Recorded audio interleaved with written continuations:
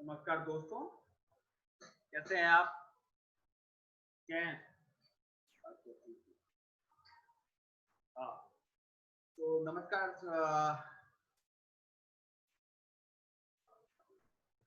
नमस्कार दोस्तों, जैसा कि नमस्कार दोस्तों, मैं professor Ripu Ranjan Sinha, promoter global innovation peace and sustainable development,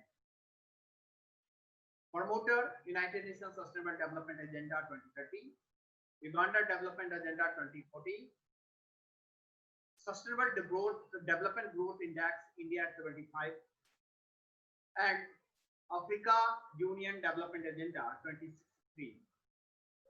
Development Consultant, Republic of South Sudan, Professor Information and Communication Technology.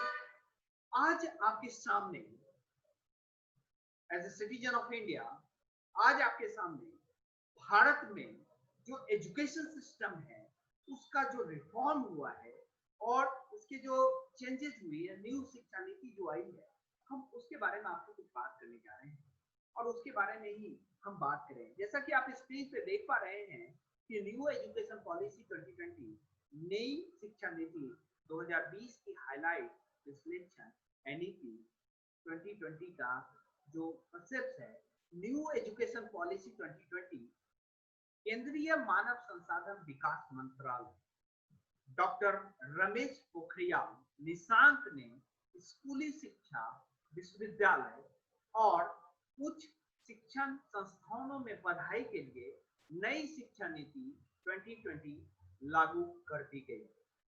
नई शिक्षा नीति 2020 का प्रारूप 29 जुलाई को देश के सामने प्रस्तुत किया गया और एनईपी 2020 के ड्राफ्ट के अनुसार मानव संसाधन विकास मंत्रालय का नाम बदलकर शिक्षा मंत्रालय रखा जाएगा। नई शिक्षा नीति कब लागू होगी, इस पर मंत्रालय ने कोई तिथि निर्धारित नहीं की है, लेकिन कर्नाटक में शिक्षा नीति अगस्त 2020 महीने में लागू हो जाएगी। इस पेज पर आप नई शिक्षा नीति, इस लेक्चर में हम बात कर रहे हैं, इस पेज नई शिक्षा नीति का डाउनलोड भी आप इस पेज पे कर सकते हैं। तो और साथ साथ नई शिक्षा नीति के मसौदा, नई शिक्षा नीति का प्रारूप और नई शिक्षा नीति के ड्राफ्ट के बारे में भी जानकारी मैं दूंगा। तो चलिए हम देखते हैं नई राष्ट्रीय शिक्षा नीति 2020 है क्या। तो नई शिक्षा नीति 2020 की जो मुख्य विशेषताएं हैं, उसमें सबसे बड़ी विशेषताएं जो है विद्यालय शिक्षा, स्कूली शिक्षा की नई शैक्षणिक और पाठ संरचना 5+3+3+4 के अंतर्गत काम होगा। इसमें आंगनबाड़ी में 3 साल तक बच्चे पढ़ेंगे, प्री स्कूल में 12 साल तक में लगेंगे। तो 3 से 6 साल के बच्चों के लिए आंगनबाड़ियों में प्री स्कूल, बाल बाटिका में मुफ्त, सुरक्षित, उच्च गुणवत्ता वाले ईसीसी में प्रवेश होगी। दो भागों में विभाजित 3 से 8 वर्ग की आयु वर्ग के लिए फाउंडेशन लर्निंग पाठ्यक्रम ईसीसीई में 3 से 6 वर्ष की आयु से 5 वर्ष की आयु से पहले हर बच्चा एक प्रारंभिक कक्षा या बाल बाटिका अर्थात कक्षा 1 से पहले जाएगा। आयु 6 से 8 साल ग्रेड 1 और 2 जिसमें मूलभूत चरण है।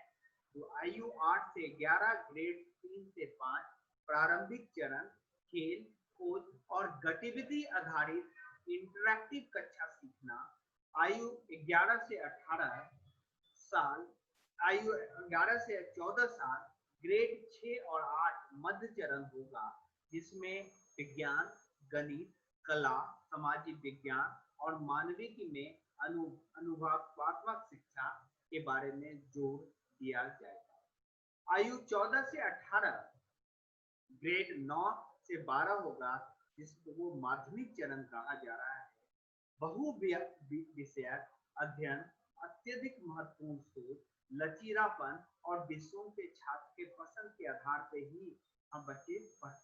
ग्रेड 5 की तक शिक्षा का माध्यम और अधिमानतः ग्रेड 8 तक और उससे आगे तक घर की भाषा, रीजनल लैंग्वेज, मातृभाषा या स्थानीय भाषा होगी। गणित के साथ शुरुआती सभी विषयों को 2 स्तरों पर प्रस्तुत किया जाएगा। स्कूली छात्रों के पास 10 बैक कम दिन होंगे, जिसमें उसके दौरान उसकी पसंदीदा का एक पाठ पढ़ाया जाता है। तो अनफॉर्चुनेटली इंटर्नशिप भी लोग जाएंगे। अब दूसरा जो चरण है बोर्ड परीक्षा और स्कूल परीक्षा। तो स्कूल परीक्षा केवल 3 स्तरों के लिए आयोजित की जाएगी, कक्षा 3, 5 और 8। मूल्यांकन एक प्रारंभिक शैली में बदल जाएगा जो उच्च क्रम की सोच कौशल, महत्वपूर्ण सोच और वैचारिक स्पष्टता को प्रोत्साहित करता है। बोर्ड परीक्षा जारी रखने के लिए लेकिन इन्हें समग्र विकास के लिए डिजाइन किया जाएगा। एक नई राष्ट्रीय मूल्यांकन केंद्र परख, प्रदर्शन आकलन, समीक्षा और समग्र विकास के लिए ज्ञान का विश्लेषण स्थापित किया जाएगा। बोर्ड परीक्षा में कम स्टेक होंगे। सभी छात्रों को किसी भी दिए गए स्कूल वर्ष के दौरान 2 बोर्ड एग्जाम लेने की अनुमति होगी। एक मुख्य परीक्षा और एक सुधार के लिए यदि वंचित हो तो ले सकता है। उच्च शिक्षा और कॉलेज प्रवेश परीक्षा के दौरान नेशनल टेस्टिंग एजेंसी साल में 2 बार कॉमन कॉलेज परीक्षा एग्जाम करेगी, जिसमें 2012 से इस सत्र में लागू किया जाएगा। अब रही बात स्नातक की डिग्री, निकास विकल्पों में 4 वर्ष की होगी। तो 1 वर्ष के बाद बच्चे को ग्रेजुएशन जो सर्टिफिकेट्स हैं उसको मिलेगा, जिसको प्रमाण पत्र मिलेंगे। 2 साल के बाद डिप्लोमा और ब्रेक के बाद डिग्री पूरा करने के लिए मिड टर्म ड्रॉप आउट का विकल्प भी दिया जाएगा। स्नातक कार्यक्रम प्रकृति में बहुविषयक होंगे और कला और विज्ञान के बीच में कोई कठोर अलगाव नहीं होगा। भारतीय कला, भाषाओं और संस्कृत के सभी स्तरों पर बढ़ावा दिया जाएगा। एमफिल डिग्री बंद कर दी जाएगी। 2040 तक आईआईटी जैसे सभी उच्च शिक्षण संस्थान बहुविषयक बन जाएंगे।